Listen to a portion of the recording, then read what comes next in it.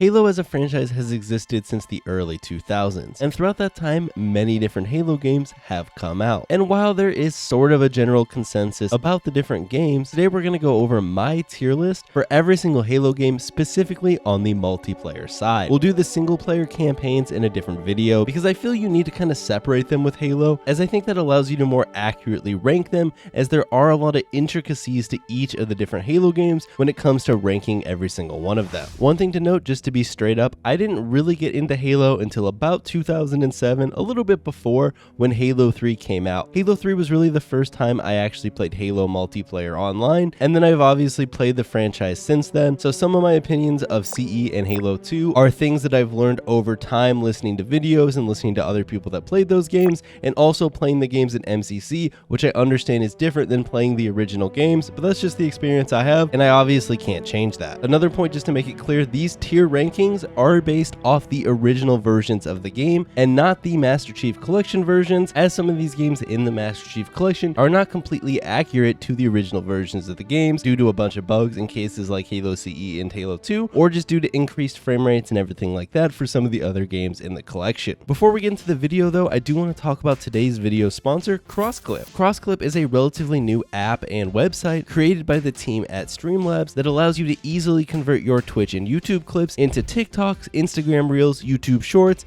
mobile clips, etc. You can either directly put in the URLs from your Twitch clips and your YouTube clips, or you can also use your local files up to 50 megabytes. There is even the mobile app for CrossClip, and along with that, you can upgrade to the Pro version that gets you a ton of extra cool features. CrossClip is super easy to use, and it's really awesome if you're busy. Now, you can use something like CrossClip, plug in your Twitch clips that you already create or your fans clip for you, and boom, now you can grow on TikTok, YouTube Shorts, Instagram, or anywhere else that you want to post vertical clips. Like I said, the guys at CrossClip were super cool and they're sponsoring this video, so make sure you guys go check out CrossClip and make some cool clips. You guys know I love clips. I already pointed out that this video is going to be going over the multiplayers for all the different Halo games, so obviously there are some exclusions. For example, I did not include Halo 3 ODST, even though it does have multiplayer firefight, because I wanted to keep this more to your traditional multiplayer PvP style of game. So with that said, let's first hit the Halo Wars game. So Halo Wars is the first game we're going to go over, and we're going to actually put this at a B tier. So Halo Wars came out in 2009, and for me it basically brought real-time strategy to console and also brought real-time strategy games to Halo. I had a ton of fun playing it back in the day, and while I didn't necessarily play it for a super long amount of time, I had a lot of fun messing around with my friends, playing with the different leaders and different build strategies. However, I do want to say that I feel the multiplayer could get a little bit cheesy at times,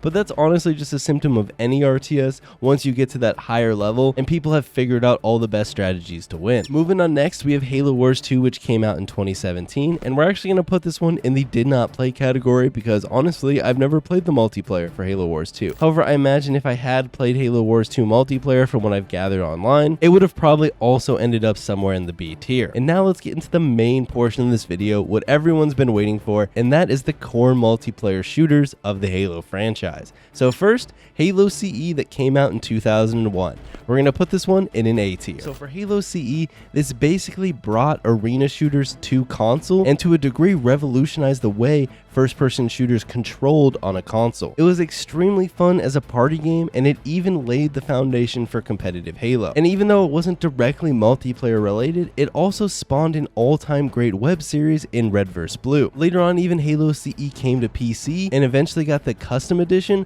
which although the Gearbox port kinda sucks, was really cool because you got to see what the modding community could do with a moddable Halo game. One thing that I really liked about Halo CE is that even though the physics are a little bit weird around the vehicles, they are pretty satisfying to drive, and for its time Halo CE had a really good sound. It also honestly had really good graphics, and if you ask me, I think the graphics have held up pretty well for Halo CE, especially if you look at the original Halo CE version as opposed to the Gearbox port, which is definitely downgraded to some degree, though the Master Chief Collection has recently made some improvements to try and have the MCC version of CE be more accurate to the original Xbox version. Now, Halo CE was obviously a little bit before my time, so I'm sure people that grew up playing Halo CE might have this one at the tier above in the S tier. For me though, I do feel like Halo CE can be unforgiving for new players, although this wasn't really an issue in 2001, more of an issue if you're trying to get into it now, obviously through something like MCC. Another con of Halo CE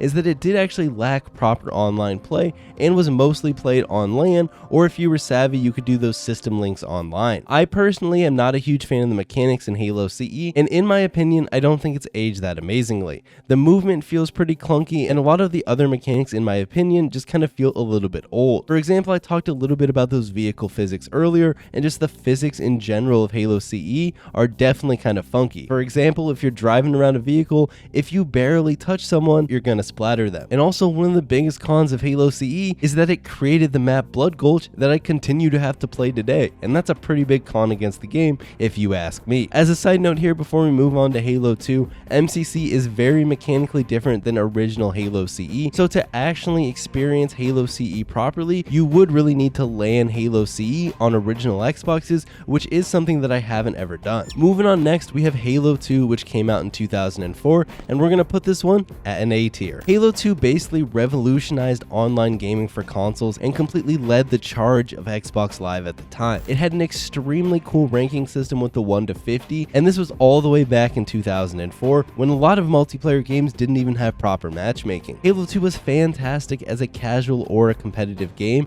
and it truly did lead the way for Halo as an esport with MLG. Hell, Halo MLG was even on TV back in that day, and some of the biggest and best pro players of that day really did make a name for themselves, and those names have continued on throughout time. Halo 2 also created some of the most classic Halo maps, including maps like Midship, Lockout, Zanzibar, Sanctuary. As a side note, a few years later, we even got Halo 2 Vista, which brought Halo 2 to PC, and although Halo 2 Vista definitely had some issues, it now lives on as Project Cartographer, which fixed a ton of those issues that Vista had. Halo 2 was obviously, again, just like CE, a bit before my time, though I did play a little bit of Halo 2 original online on my 360 before Halo 3 came out. Not very much though, so most of my Halo 2 time has come in MCC. However, despite how amazing Halo 2 was, there are some cons to it for me. For one, the battle rifle completely dominated the entire sandbox due to the button combos in the game, making it basically the best weapon in all scenarios outside of something like a rocket launcher or a sniper. There's also a big con that online, the high ranked games were plagued by issues, which made getting a 50 very, very difficult. Now, obviously, this is the caveat that Halo 2 at the time was really leading the way in terms of ranked matchmaking, especially on a console, so you can't necessarily completely fault them for that, but it is something that I wanted to bring up. Just like Halo CE, another side note is that MCC isn't necessarily an accurate way to play Halo 2, so if you want the most accurate way to play Halo 2, you'd have to play it on an original Xbox. However, those servers were shut down years ago. Overall though, Halo 2 was a fantastic package, and on the multiplayer side, really began to make Halo the powerhouse that it was in the mid-2000s. It really took the momentum that Halo had from Halo CE and totally ran with that, making Halo an absolute powerhouse in terms of multiplayer games at the time. A powerhouse that the franchise continued to be for many years with the groundwork that Halo CE and Halo 2 laid out. Next up, we have Halo 3. Halo 3 released in 2007, and in case you didn't already guess it, Halo 3 is going in the S tier. Now, Halo 3 for me is almost literally the perfect video game. Now, don't get me wrong, you can have issues with the mechanics of the video game, as it definitely did try and take the Halo 2 formula for a Halo game and try and make it a bit more noob friendly, along with some other clear issues with the mechanics that you could have. However, it is the package of Halo 3 as a whole that is completely unmatched in not only my opinion in the Halo franchise, but just gaming as a whole. Just on the multiplayer side alone, because that's what this video is focusing on, you had social matchmaking, ranked matchmaking, custom games, Forge, which allowed players to create and modify Halo maps for the first time ever. You had theater mode, which not only allowed you to just rewatch your games in first person, you could also detach the camera, allowing you to make all sorts of cool content. You had the file browser, which allowed you to upload things you made in the theater or upload game modes or maps that you created. You had limited time special playlists that Bungie would rotate in and out at the time. You had really solid post-launch content in the terms of map packs for years to come. You had an amazing ranking system for its time that combined both casual experience play and ranked play with the 1 to 50 if you wanted to hit general. In my opinion, Halo 3 is a huge reason that Xbox 360 had the success that it did. Just like how Halo CE and Halo 2 laid the groundwork for Halo's glory days, Halo 3 took that groundwork and absolutely capitalized upon it, not only just as a game in general gaming, but also as a competitive title with MLG. Halo 3, in my opinion, probably also has the strongest map pool out of all the Halo games. Along with all of this, Halo 3 was also the first time that you were able to customize your multiplayer Spartan, and not only were you able to choose all sorts of different cool armors, some of these armor unlocks were even tied to achievements or other in-game objectives, like hitting certain ranks in matchmaking or playing enough to get to certain XP amounts. Halo 3, in my opinion, was also fairly well balanced out of the box as a multiplayer title, not necessarily at the competitive level, which we'll talk a little bit about later, but as a general multiplayer game, it felt fairly well balanced. There was also lots of cool tech jumps, for example things like the gold jump on Guardian, and just really fun and cool physics in general. If you've ever seen a Halo 3 jump montage, you'll know exactly what I'm talking about. These physics combined with the map design led to extremely alive feeling environments with the way that the player interacted with it and just moved around. These maps didn't feel like lifeless canvases, they were alive and they allowed the player to use their creativity to pull off crazy plays. However, obviously, Halo 3 wasn't perfect. Out of the box, it wasn't amazing for competitive play, and the competitive community did make many tweaks to Halo 3 to make it the MLG game that we all remember it as. For example, they upped movement speed a little bit, upped weapon damage, took out a lot of the sandbox, and completely got rid of equipment, along with also just eliminating a lot of the map pool for competitive play. Equipment in general was pretty hit or miss, and not only was there some really annoying and egregious ones like the power drain or the bubble shield, there was also just some straight up bad equipment that you kind of forget about as they aren't on maps in recent days, like flares or the radar jammer. Halo 3 also probably has the most infuriatingly inconsistent battle rifle when you're playing online due to a variety of factors. Another slight con to Halo 3, which wasn't a huge con, but the ranking system wasn't perfect either. New accounts could absolutely fly through the ranks, while accounts with lots of experience could sort of get hard stuck at certain ranks. And while some of the map packs that were added later on added some of the most memorable maps that Halo 3 had, online map packs at the time did split groups if everyone didn't have them. This led to some of the good DLC maps not getting played as much as they probably would have been if these would have been free maps added into the game, which in general wasn't how it worked back then. Overall, for me, Halo 3 will always be the formula for what I think of when it comes to an amazing multiplayer game. It basically had everything, and that's why it was put in the S tier. Next up, we have Halo Reach that came out in 2010, and I'm going to put Halo Reach at a C tier. Now, I know some of you are absolutely fuming, and let me talk a little bit about Halo Reach and kind of justify why I have it a C tier before you angrily comment below yelling at me. Now, I praised Halo 3 for being extremely content and feature rich, and Halo Reach takes that to a whole new level. Not only does it have everything that Halo 3 had, it also has more. It greatly improved custom games and Forge, with the slight caveat that the canvas was kind of boring to look at, with it just being variations of gray. However, Halo Reach did really improve upon the customization and probably has the best progression slash customization in the entire Halo franchise. Halo Reach was a fantastic game for casuals in my opinion, or people that were just looking to chill and play a Halo game. However, it was not a great game competitively until some of the later settings, which still even in my opinion aren't that great, but were also just way too late. Halo Reach though throughout its time span had a fantastic selection of playlists, many of which included community forged maps, which was really cool. And obviously if we're talking about Halo Reach, we have to talk about Invasion, which is probably one of my favorite Halo game modes of all time. And from there we kind of have to move on to the cons of Halo Reach and why I have it at the C tier. The map pool for Halo Reach was extremely shallow and was very much propped up by Forge made maps,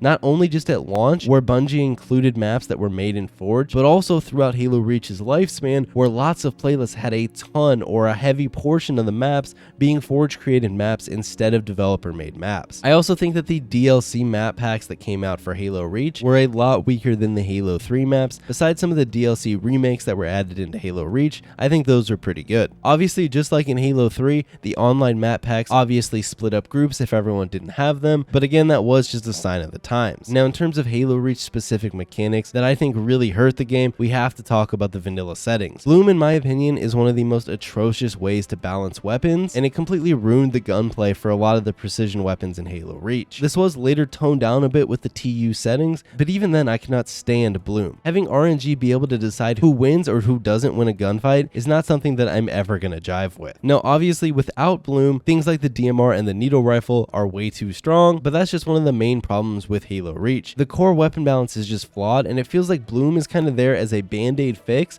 but it's a band-aid fix that is really frustrating and not very enjoyable as a player. And Bloom isn't the only mechanic in Halo Reach that I despise. We obviously have to talk about the armor abilities. Sprint, armor lock, jetpack, invisibility, all these different armor abilities that the player could choose between when spawning in a game, in my opinion, really ruined the gameplay flow of Halo. Not only did you not know if your opponent was going to have sprint or jetpack or armor lock, not only did the maps have to be designed to accommodate players having all these variety of armor abilities, some of the armor abilities, especially in the vanilla settings like armor lock, are just absolutely atrocious. Obviously, a lot of people talk about sprint when it comes to Halo and the detriments that sprint has had on Halo as a franchise, but in terms of Halo Reach, it's probably one of the least egregious armor abilities, even though it is one of the most widely used. Armor abilities like jetpack completely ruined map flow, as players no longer had to stick to traditional map routes and could completely bypass them by using their jetpack. I could talk for days and days about why I don't like armor abilities, but I'll just wrap it up here and say having all these different abilities that a player could choose from when spawning, while definitely cool for some things like custom games or specific playlists, overall were very detrimental to the gameplay of Halo Reach as a whole. Another issue that I had with the vanilla settings of Halo Reach was having no bleed through. If you don't know what that means, basically in Halo Reach with the vanilla settings, if you tried to punch someone before their shields were completely popped, all that would happen is you would break their shields, still needing to melee them again or shoot them, which is completely different than how it works in literally every other Halo,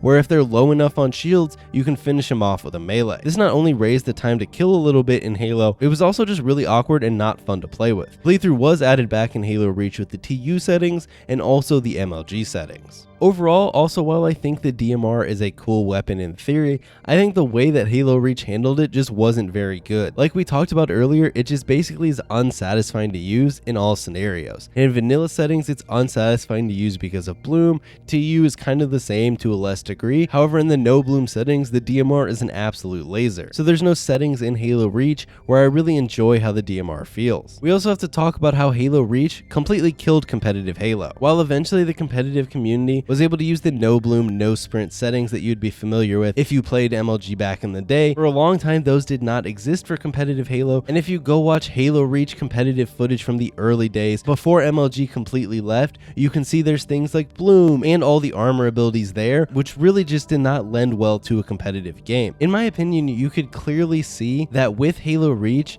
Bungie was just trying some random stuff with the Halo formula on their way out, kind of as a testing ground for their future game, obviously being Destiny. Another con, in my opinion, is that getting max level no longer required any skill. Whereas in Halo 3, if you wanted to hit General, you not only had to get a ton of experience, you also had to have a 50 in a playlist. In Halo Reach, it was just a really long experience grind to hit Inheritor. For example, players could hit Inheritor by just playing Firefight and never even touching a multiplayer game. And lastly, this last point isn't necessarily a pro or a con, but as a kid when I played Halo Reach, I actually really hated the arena system, which replaced the 1 to 50 system. The arena system, if you don't remember it or didn't have a chance to play it during Halo Reach's time, was a season-based ranking system where you had to earn enough daily rankings within a season to get placed, and to get a daily rank, you had to complete 3 games. The arena system also really heavily prioritized individual statistics as opposed to the win-loss record. In retrospect, while I was doing research for this video, the arena system actually doesn't sound as bad as I remembered it being, but I do remember really despising the arena system at the time, time and being absolutely pissed off that they got rid of the 1 to 50. Overall, Halo Reach is probably one of the most divisive Halo titles. For many, it's their favorite Halo game, while for many others, it's their least liked Halo game when it comes to the multiplayer side. I obviously went over all the things that I liked and didn't like about Halo Reach, but overall, Halo Reach was still a very good game. It was just held back by a variety of things that I feel were very detrimental to the game, and it could have been so much better if it wasn't held back by some of those mechanics. Next up, we have Halo 4, which released in 2012, and we're going to put Halo 4 in the D tier. Overall, Halo 4 isn't a terrible game, but as a Halo game for me, there aren't a whole ton of pros. However, Halo 4 did have some fun new guns. It also had some really cool game modes like Extraction and Dominion, and for the time actually had pretty cool graphics. I know a lot of people don't jive with the art style of Halo 4, but objectively, if you look at Halo 4, it's crazy that that ran on an Xbox 360 in 2012. However, for me, there were many cons to Halo 4. It did absolutely nothing to help the floundering competitive side of Halo. It built off all the wrong things of Halo Reach,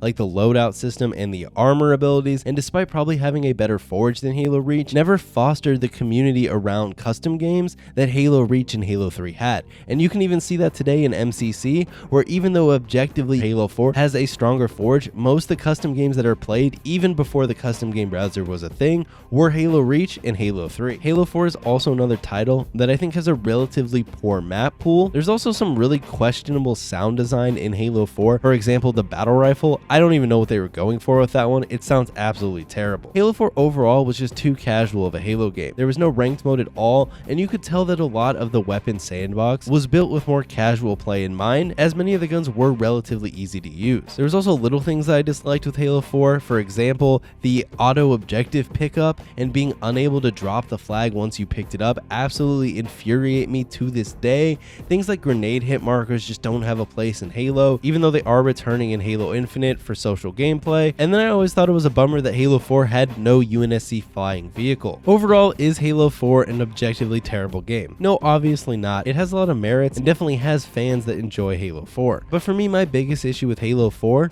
is you could tell it was taking a Halo game and trying to appeal to fans outside the Halo fanbase with things like the loadout system that completely got rid of equal starts when it came to weapons in Halo for the first time. Between the loadout system and the ordinances that you could call in, they were basically pseudo kill streaks. You could tell that Halo 4 was going for that more pick up and play game style that things like Call of Duty had been championing for years. Whether you like the direction that Halo 4 took or not, objectively I think it's pretty easy to say that it didn't work out that well, as Halo 4 was probably the first time in Halo's franchise where you could really see a mass exodus of players that had stopped playing the game. Next up, we have Halo 2 Anniversary that came out in 2014 with the Master Chief Collection. While we aren't going to do the Master Chief Collection as a whole, I do want to specifically include Halo 2 Anniversary as it does have its own unique multiplayer. For Halo 2 Anniversary, we're going to put it at D tier, even below Halo 4, making it, spoilers, the lowest game that I'm going to rank on this tier list. For me, there aren't a whole ton of pros to Halo 2 Anniversary, other than the forge is okay, and the engine did allow for spring jumps and other tech jumps,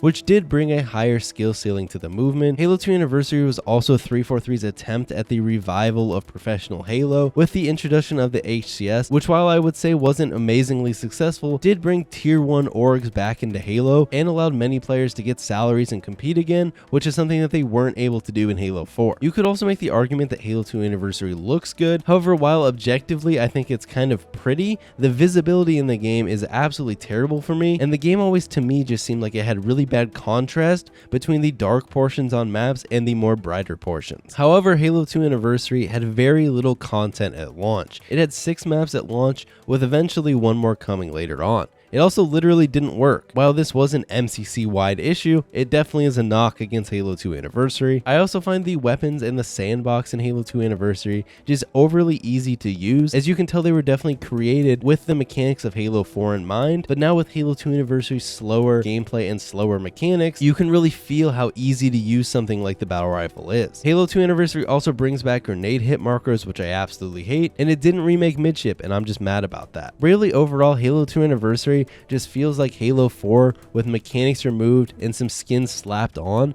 to make it look a little bit more like Halo 2. So again, it's not the worst game in the world, and I do think Halo 2 Anniversary would have actually been a lot better if we just had more content, even with all the other issues that I had with it. But at the end of the day, those flaws become so apparent when you have to play the same maps and same game modes over and over and over. Next up, we have Halo 5, which came out in 2015. We're going to be putting Halo 5 in the B tier. So for me, Halo 5 both has a lot of pros and a lot of cons, which is why I have it in the B tier. I found it to be mechanically very fun, although I know there are many that did not like the mechanics of Halo 5. I, however, did find the mechanics fun and very rewarding once you learn them. The skill cap of Halo 5 is extremely high due to some of those movement mechanics. Halo 5 also went back to even start, which I was an absolute huge fan of in terms of the arena gameplay, and I actually really enjoyed the Magnum as a starting weapon. I felt it did a really good job of being a precision weapon start, but still allowing the sandbox on the map to shine to a certain degree, and also not being an overly easy to use starting weapon like the Halo 2 Anniversary battle rifle. Halo 5 also supported competitive Halo again, with the HCS having relatively good prize pools all the way through 2018, and even semi-recently doing some online tournaments for Halo 5. Halo 5 also had an absolutely amazing Forge and custom games, obviously once Forge was added, and some of the rotating playlists that came in and out of Halo 5 over the years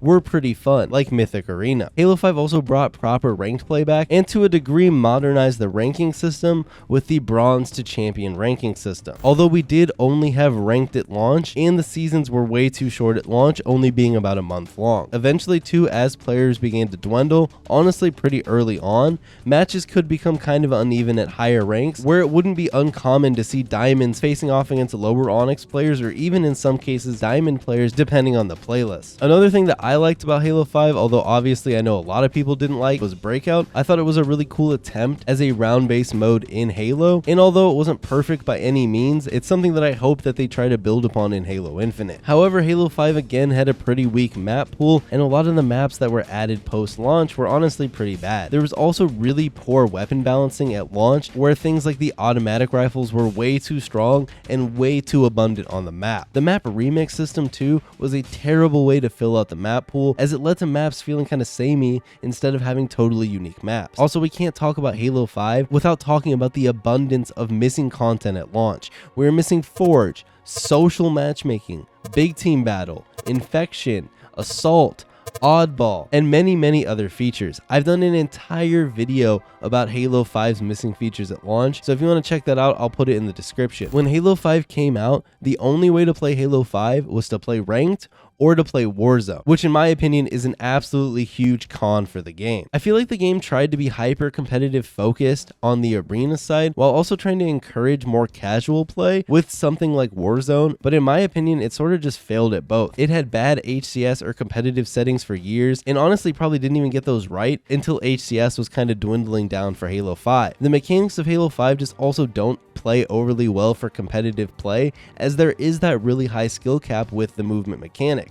Plus, obviously, the lack of social at launch makes it pretty hard to play casual if you're not willing to play Warzone. Warzone itself was cool in concept, but really just sucked unless you had tons of those wrecks, as I always felt de-incentivized to use my cool wrecks, knowing they were one-time use and I might not get more of them for a while unless I was willing to spend money and open a ton of packs. Also, talking about wrecks, you also have to mention that all of the armor unlocks in Halo 5 were tied to the wreck pack system, which was a huge downgrade from previous games. We also have to talk about how Big Team Battle, even once it was added into the game, never got developer made maps. It was always just Forge maps. And honestly, the whole game as a whole was definitely overly reliant on Forge maps to fill out matchmaking. Some of the Spartan abilities in Halo 5 also weren't the best, like Spartan Charge and Ground Pound. Those were definitely overtuned, and the game was a lot better off without them, like in the later HCS settings. They also, in my opinion, just cut support for Halo 5 away too early. Obviously, if you still play Halo 5, they still make updates to it and do playlist rotations and everything like that, but there wasn't new developer made maps or game modes or anything like that after about a year or so post launch, which is just a missed opportunity in my opinion. Sure, the player base of Halo 5 wasn't amazing, but I think it could have had a resurgence if 343 had stuck at it and tried to resurrect it. Overall though, I still enjoyed Halo 5 and I thought the core gameplay was good in Halo 5. It was just let down by the lack of content and the lack of post-launch support long term. And that's that's why I decided to put it in the B tier. And last but not least, we have Halo Infinite, which is obviously going to be S+ tier, clearly the greatest Halo game of all time, and is going to make Halo bigger than Fortnite. And with that concludes the Halo multiplayer tier list. I hope you guys enjoyed the video. Let me know in the comments where you would rank the different games, and also just let me know which rankings of mine you disagree with the most, or which ones you do agree with. As always, if you enjoyed the video, you know what to do. Follow me over on Twitch, Twitter, and Instagram. And again, make sure you guys check out CrossClip, the sponsor of this video, for helping me out. And with that said, I'll see you all next time.